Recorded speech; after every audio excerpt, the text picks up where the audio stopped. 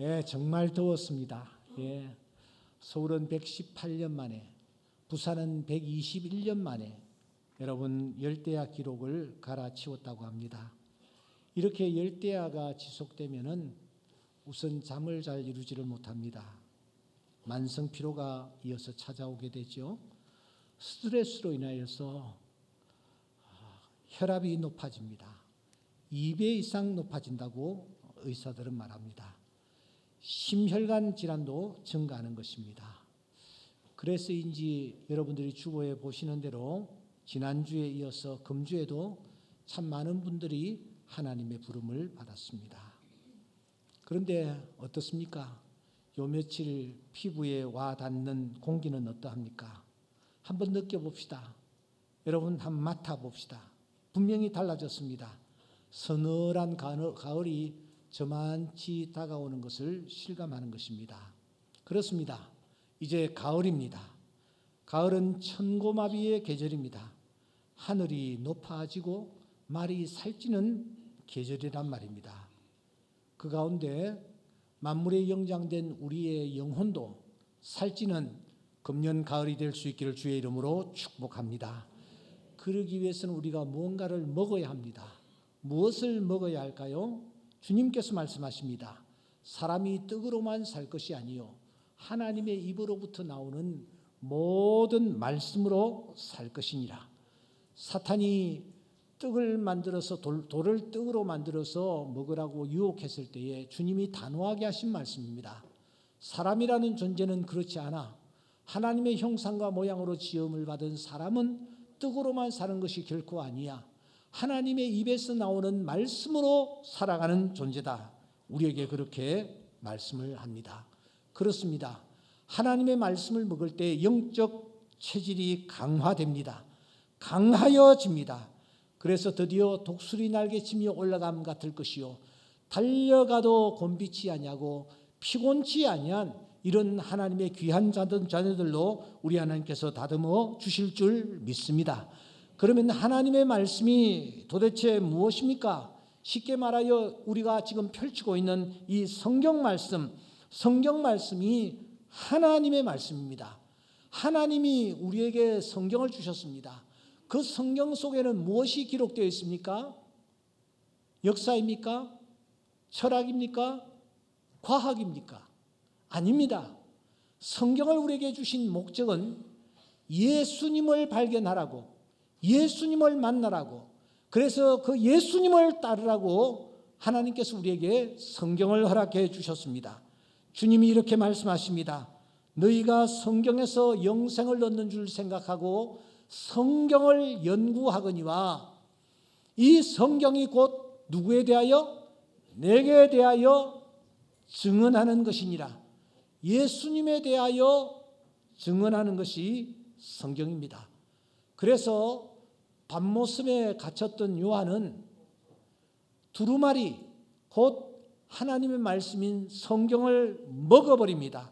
계시록 10장 10절 말씀해 보니까 내가 천사의 손에서 작은 두루마리를 갖다가 먹어버리니 그냥 조금도 주저함이 없이 의심함이 없이 여러분 어린 아이에게 숟가락으로 무엇을 떠주면은 아이가 뭐 냄새를 맡는다든지 뭐 고민을 한다든지 무슨 음식이냐 고민하지 않냐고 그냥 덥석 받아 먹듯이 이 밤모습의 요한이 먹어버렸습니다. 그랬더니 결과가 어떻게 나타났습니까? 내 입에는 꿀같이 다나 먹은 후에는 내 배에서 쓰게 되더라. 여러분 왜 그 먹었는데 결과가 이렇게 나타났을까요? 입에는 꿀같이 다나 먹은 후에 배에서는 아주 쓰게 되더라고 말합니다. 이 부분을 놓고 학자들의 의견이 분분합니다. 그러나 제가 볼 때에 이 말씀은 그렇게 어려운 말씀이 아닙니다. 입에는 달다. 주의 말씀은 꿀같이 단 말씀. 꿀같이 단 말씀을 먹었어요. 그런데 배에 내려가서는 그 말씀이 쓰다라고 말하고 있습니다. 왜 그럴까요? 사도 요한은 지금 예수님에 대한 말씀을 받았습니다. 그런데 그 예수님이 어떤 분이라고 소개되고 있습니까? 요한계시록 1장 13절 이하에 보시면 예수님, 다시 말하면 그가 먹은 예수님에 대하여 이렇게 소개합니다. 여러 묘사가 있는데 그 중에서 그의 눈은 불꽃 같고 그의 발은 풀무불에 단련한 빛난 주석 같고 그의 음성은 많은 물소리와 같았으며 그 입에서 좌우에 날선금이 나오고 그 얼굴은 해가 비치는 것 같이 힘있게 비치더라고 했습니다. 이것이 밤모습의 요한이 보았던 예수님입니다. 이 예수님을 지금 이 밤모습의 요한이 먹어버린 것입니다.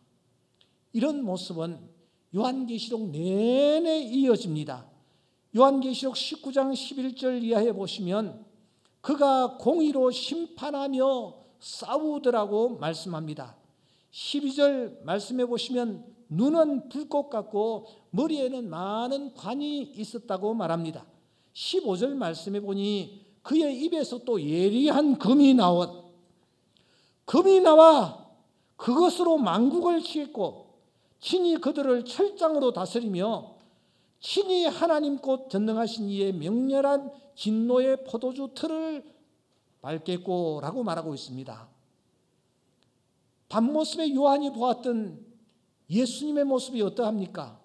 한마디로 두려우신 분이십니다. 음이하신 분이십니다. 바로 바라볼 수 없는 분이십니다. 우리가 태양을 바로 바라볼 수 없듯이 주님을 바로 바라볼 수가 없는 것입니다. 입에서는 예리한 칼이 나왔습니다.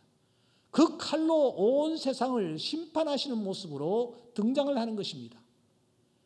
이 모습을 바라본 이 사도 요한은 마음이 짓눌렸습니다. 마음이 짓눌렸다라는 것을 배에서는 쓰다라고 표현을 하는 것입니다. 이 말씀을 계속해서 묵상하고 묵상해도 마음에 큰 부담이 찾아오는 것입니다. 왜냐고요? 하나님은 틀끝 같은 죄악도 용납하지 아니하시는 분으로 등장하기 때문입니다. 하나님은 앉고 일어섬을 아시며 멀리서도 우리의 생각을 통촉하시는 하나님으로 등장하기 때문입니다. 한마디로 심판의 주님으로 등장하고 있기 때문에 그가 먹을 때는 맛이 있었지만 배에서는 아주 쓰다라는 것을 그가 느낄 수 있었습니다. 그러니까 요한이 하나님의 말씀을 받고 매우 힘들었다.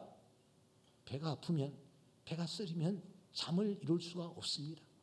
매우 그런 힘든 상태에 놓여 있었습니다. 그런데 사랑하는 여러분, 저를 보십시오. 예수님이 이런 성품만 가지고 계십니까? 예수님이 심판하시는 분, 정죄하시는 분, 그 어떤 것도 용납하시지 않는 그런 분으로 우리 앞에 지금 서 계십니까? 예, 예수님이 그런 성품을 가지고 계시는 것은 틀림이 없습니다. 그러나 우리는 또 한 가지 성품을 간과해서는 되지 않습니다. 그것은 바로 예수님의 말로 형언할 수 없는 사랑과 긍휼과 자비하심입니다. 그 주님은 우리의 죄를 용납하시는 분이십니다. 그 주님은 우리를 쓰러진 자리에서 일으키시는 분이십니다. 그 주님은 우리에게 전혀 새로운 일을 시작하게 하시는 분이십니다. 그 주님이 어디에 소개되고 있습니까?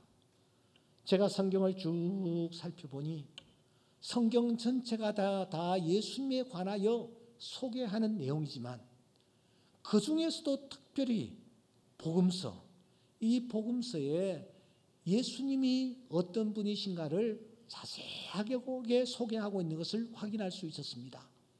하나님이 세상을 사랑하셨습니다. 그래서 당신이 우리의 죄악을 친히 담당하시기 위하여 십자가에 달리셨습니다.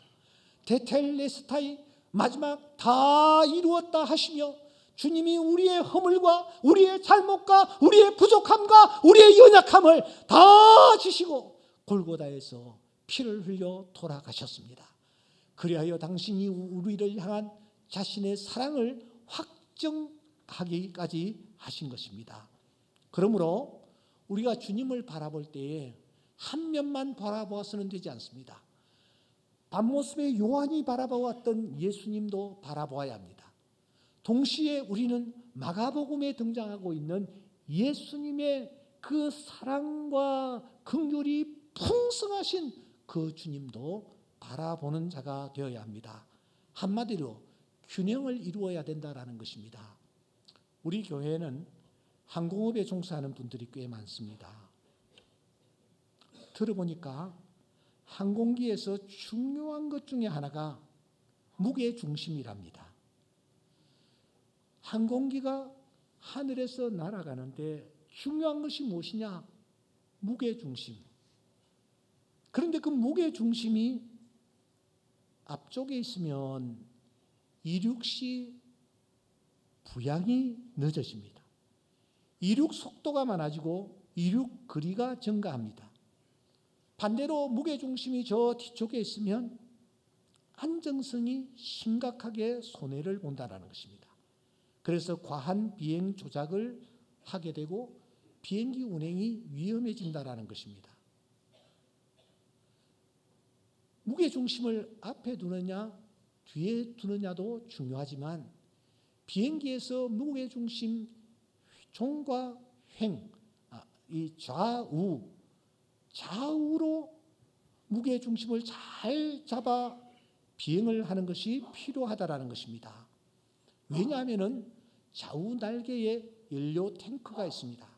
거기에 목적지까지 갈 수 있는 연료를 가득 싣고 출발을 합니다. 그런데 연료를 다르게 주입을 합니다. 비행 중에 한쪽 탱크의 연료만 사용을 합니다.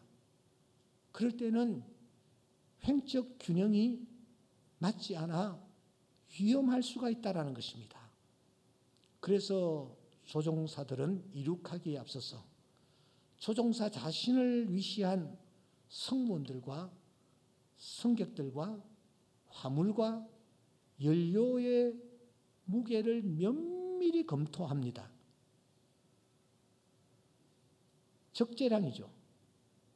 이것이 균형을 이루어야만 합니다. 그래야 난기류를 만났을 때에도 이를 극복하고 안전하게 목적지까지 비행을 하는 것입니다. 바다에 떠다니는 선적들도 마찬가지입니다. 균형을 유지해야 합니다. 이를 위해서 배들은 무엇을 이용합니까? 균형수라는 것을 항상 배 밑에 채워가지고 다닙니다. 그래서 파도를 만났을 때의 균형수로 말미암아 균형을 이루면서 원형을 보존하고 목적지까지 항해를 하게 되는 것입니다. 우리가 주님을 바라볼 때도 주님의 양극단적인 성품, 사랑의 성품과 그리고 주님의 이 공의로운 성품을 잘 조화 있게 바라보며 나아가야 합니다. 오늘 일부 예배를 마치고 나니까 한 분이 등록을 하시면서 저를 기다리고 계시더라고요. 그래서 같이 앉아서 잠깐 얘기를 나눴습니다. 대뜸 이분이 이렇게 얘기했습니다. 저는 1941년생입니다. 여기 41년생 몇 분 계시는데 연세가 80이 넘었죠. 여자분이신데 이분이 저는 1941년생입니다. 저는 40년 동안 교회에 한 번도 나간 적이 없습니다. 그런데 오늘 내가 내 스스로 교회에 나와서 등록을 합니다. 무슨 사연이 있겠거니 하고 들어보니까 그분 얘기가 이것이었습니다. 제 고향은 전라도 순천입니다. 그곳에서 어렸을 때 신앙생활을 얼마나 잘했는지 모릅니다. 저희 아버지는 교회 장로이셨습니다. 그런데 가정에 우환이 닥치기 시작했습니다. 오빠도 눈앞에서 쓰러지고 좀 있으니까 언니도 눈앞에서 쓰러지고 그 이후에 말로 형언할 수 없는 여러 시련과 어려움이 우리 가정에 닥쳤습니다.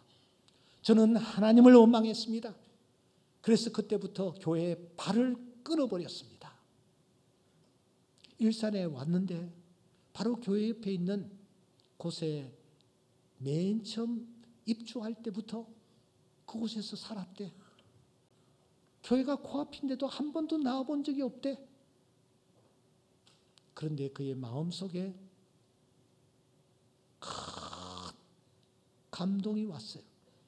하나님을 원망하는 마음, 그 마음과 하나님을 다시 찾아야 되겠다라는 그 열망이 안에서 싸움을 하다가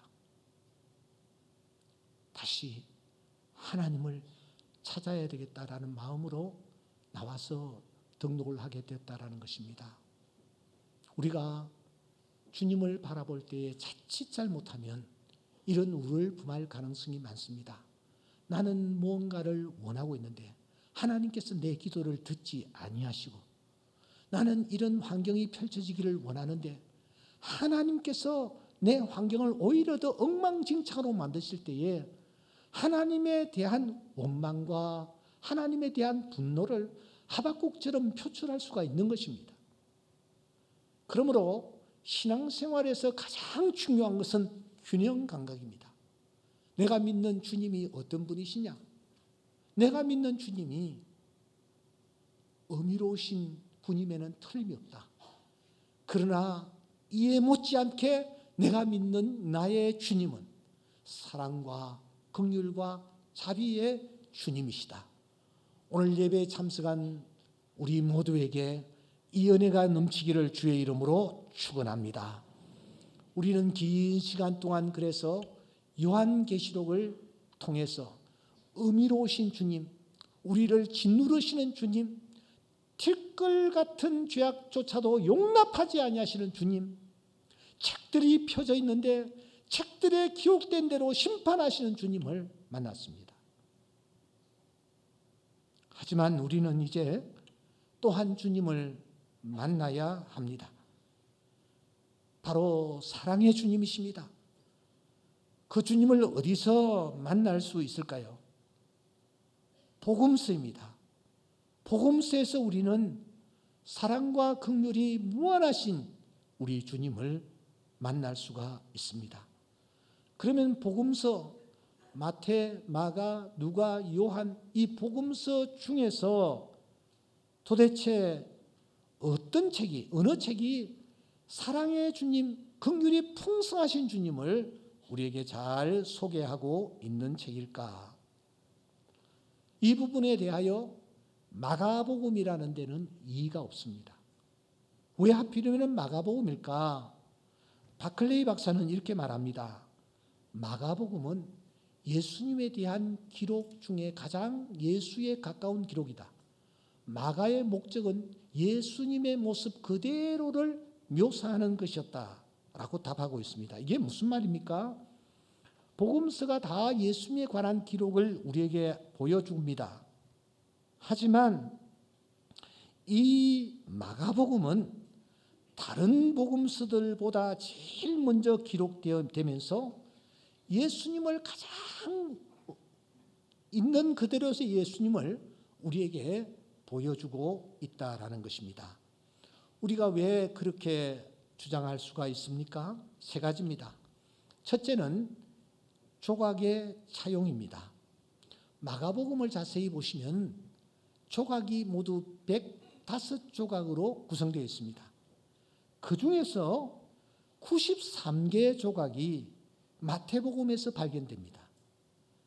81개의 조각이 누가복음에서 그대로 나타나는 것을 볼 수 있습니다. 이 조각을 그러니까 마태와 누가가 마가를 통해서 차용하고 있는 것을 볼 수 있다는 것입니다. 두 번째로는 본문의 인용입니다.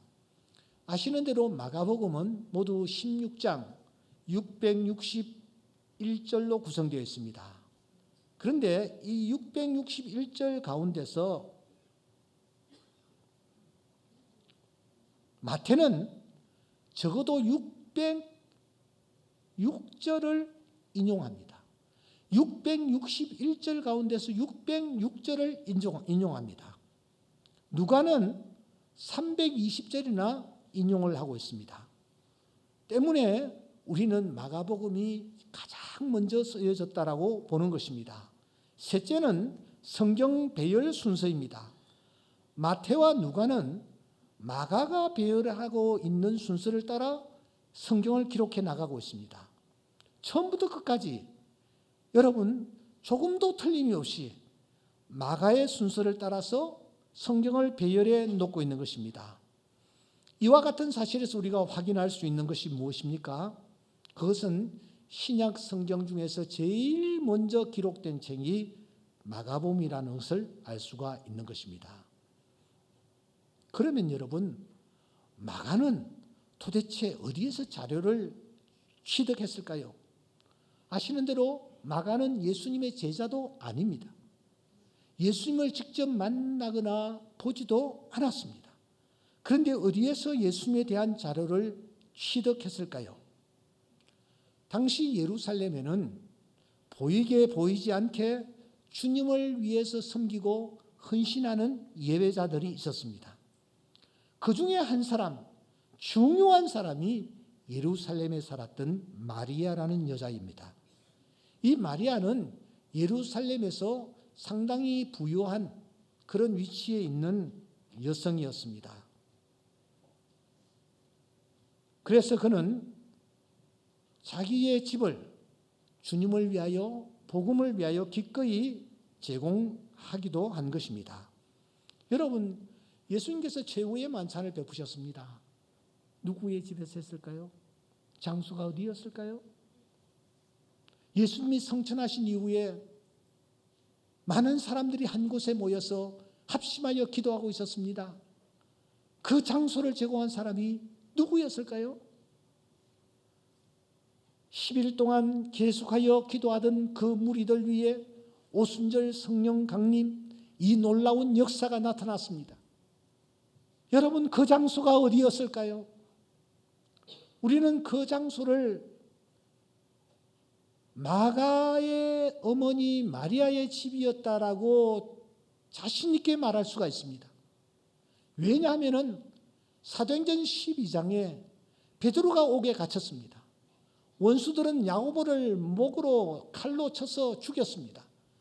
원수들이 너무너무 좋아하는 것입니다. 그러자 베드로도 죽이려고 마지막 밤을 묶어서 감옥에 지내게 한 것입니다. 베드로는 잠이 들었습니다. 그런데 그때에 문이 열렸고 베드로가 그 감옥에서 나오게 되었습니다.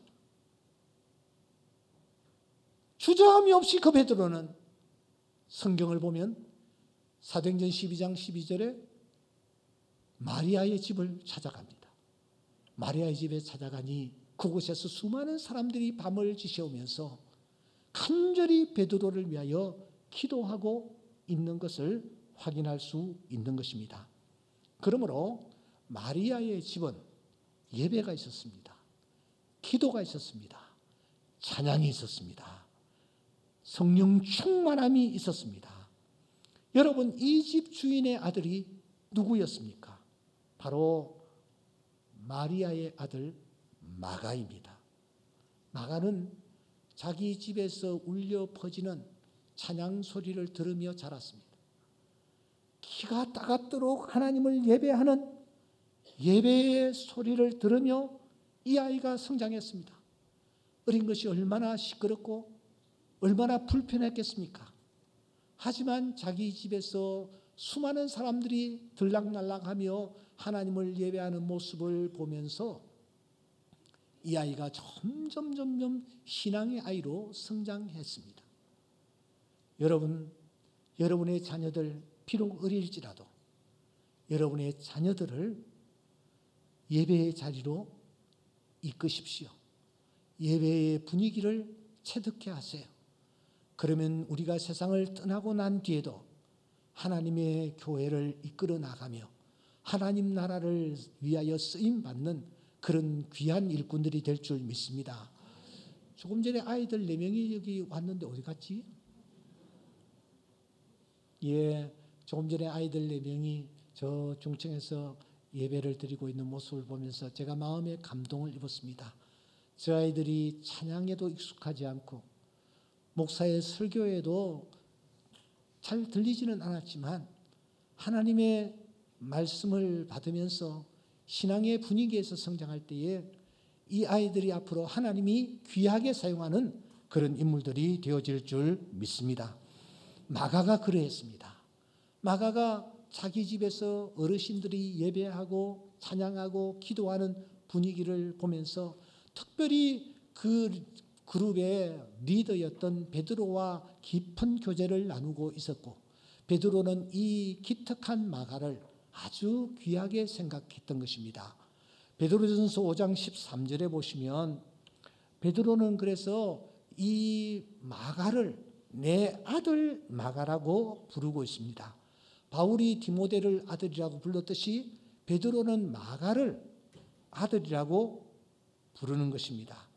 그러므로 이 마가는 베드로를 통해서 당시 예수님을 만났던 사도들을 통해서 예수님이 어떤 분이시며 어디에서 무엇을 하셨으며 어떤 말씀을 하셨는지를 상세하게 귀로 듣고 또 들었던 것입니다.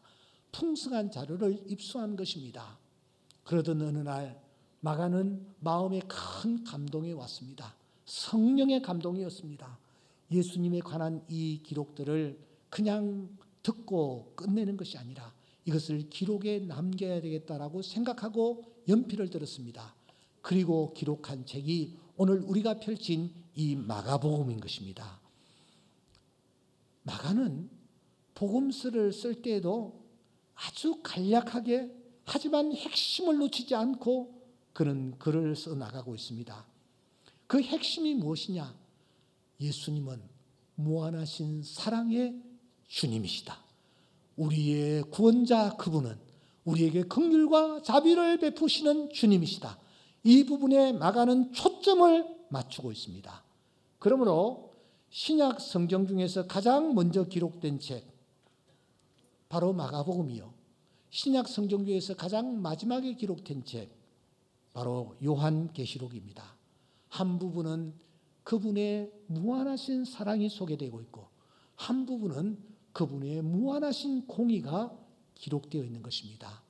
우리가 요한계시록을 얼마 전에 다 나누고 난 뒤에 제 마음속에 마가복음, 그렇다, 마가복음이다 하는 생각이 용솟음 쳤습니다.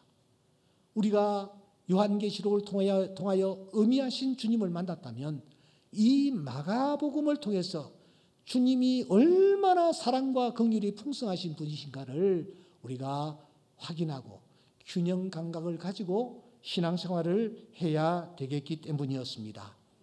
그러면 이 마가는 어떻게 문을 열고 있습니까? 여러분 1장 1절 한번 또박또박 같이 읽어보겠습니다. 시작. 한 번 더요.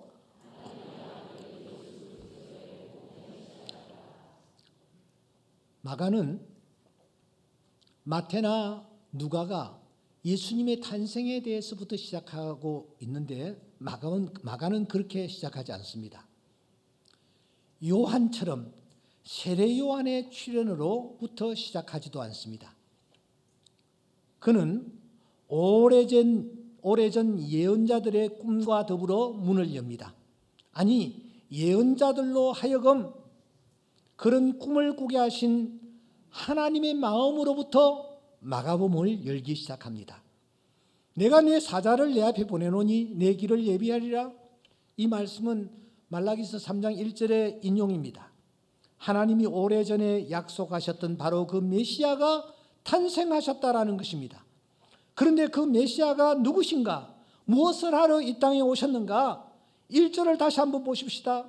1절은 세 부분으로 구분할 수가 있습니다. 첫째, 하나님의 아들 예수. 둘째, 그리스도의 복음이신 예수. 셋째, 시작이신 예수. 마가는 그 예수님이 누구신지에 대해서 간략하지만 명확하게 제시하고 있는 것입니다. 주님이 누구신가?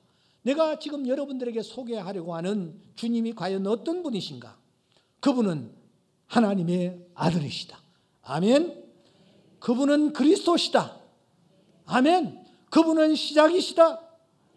이 셋 중에서 저는 세 번째 부분에 제 초점을 맞추고 싶습니다. 마가가 힘주어 말합니다. 주님은 무엇이다? 시작이시다. 시작이시다. 주님이 어떤 분이시냐? 주님은 시작이시다.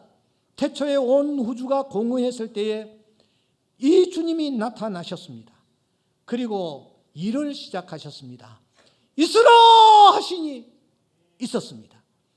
생기를 불어 넣으시니 사람이 생명이 되었습니다. 주님이 일하시니 온 땅에 놀라운 일이 일어나기 시작한 것입니다. 그런데 바로 그분이 다시 일을 시작하시기 위해서 이 땅에 오셨다. 인간의 몸을 입으시고 이 땅에 오셨다. 그리고 일을 시작하셨다. 그리고 우리에게 이 일을 시작하시기를 원하신다. 지금 마가가 이 부분을 강조하는 것입니다.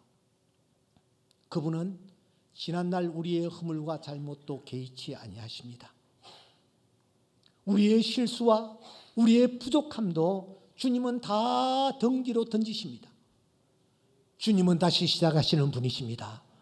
오늘 이 예배에 참석한 주의 귀한 자녀들, 다시 시작하시는 이 주님을 만나는 은혜가 주의 길을 주의 이름으로 축원합니다.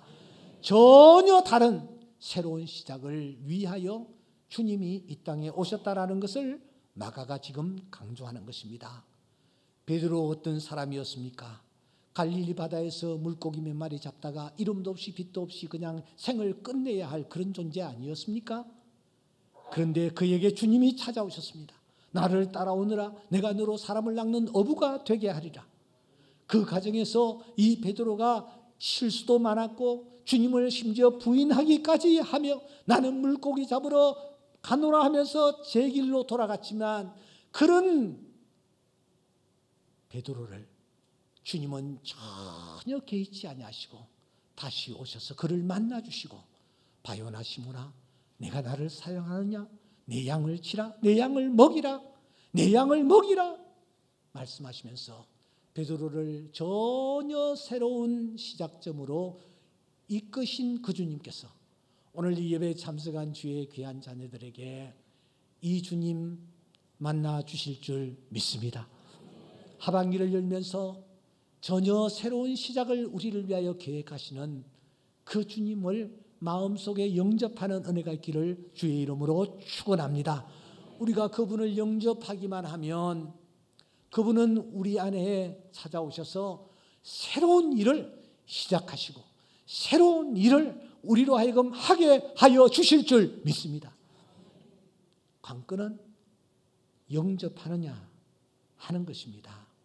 여러분, 영접하는 것이 무엇일까요? 어떻게 하는 것일까요? 우리가 그분을 나의 소유로 받아들이는 것입니까? 우리는 예수님을 영접했다라고 말하고 있습니다. 지금 예수님은 어떤 상태에 계시며 나는 어떤 상태에 있습니까? 마가는 마가복음에서 영접이라는 단어를 기가 막히게 우리에게 설명하고 있습니다. 9장 37절입니다. 다 같이 시작. 누구든지 내 이름으로 이런 어린아이 하나를 영접하면 곧 나를 영접함이요. 누구든지 나를 영접하면 나를 영접함이 아니요 나를 보내신 이를 영접함이니라. 다시 한번 뚫어지게 바라보시기 바랍니다. 주님을 영접하는 것 무엇입니까? 무엇이라고 마가가 말하고 있습니까? 어린아이 하나를 내가 영접하는 것이라고 말합니다. 여기에 어린아이는 나이가 어리다라는 뜻도 되지만 더 중요한 것은 나의 도움을 필요로 하는 어떤 사람, 그 사람을 가리킵니다. 나의 도움을 필요로 하는 사람을 내가 받아들이면 그것이 곧 누구를 영접하는 것이라고요? 예수님을 영접하는 것이라고 말합니다.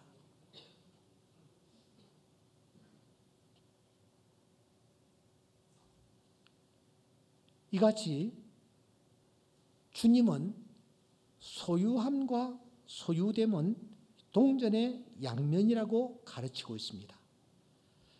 내가 무언가를 소유하기 시작하면 나는 나도 모르게 소유됨이 되어버립니다. 잘 한번 생각해 보십시오. 술의 경우를 한번 보십시다. 처음에는 자신이 술을 영접합니다. 먹습니다. 그런데 좀 지나면은 술이 술을 먹습니다. 급기야는 그 술이 나를 먹어버립니다. 술 중독자가 되는 것입니다. 술을 영접하는 자는 술에게 사로잡힐 것입니다. 담배를 좋아하는 사람, 금단 현상이 일어나도 끊지를 못합니다. 내가 돈을 소유하면 결국은 그 돈이 나를 사로잡히게 됩니다. 돈에게 내가 사로잡히게 됩니다. 우리는 내가 그래서 사로잡혀 있어도 괜찮을 무언가를 신중하게 선택해야 합니다. 바울은 고백했습니다. 소유함과 소유됨이 동전의 양면과 같기 때문에 내가 무엇을 소유하는 것이 좋을 것인가를 놓고 그가 고민하는 것입니다.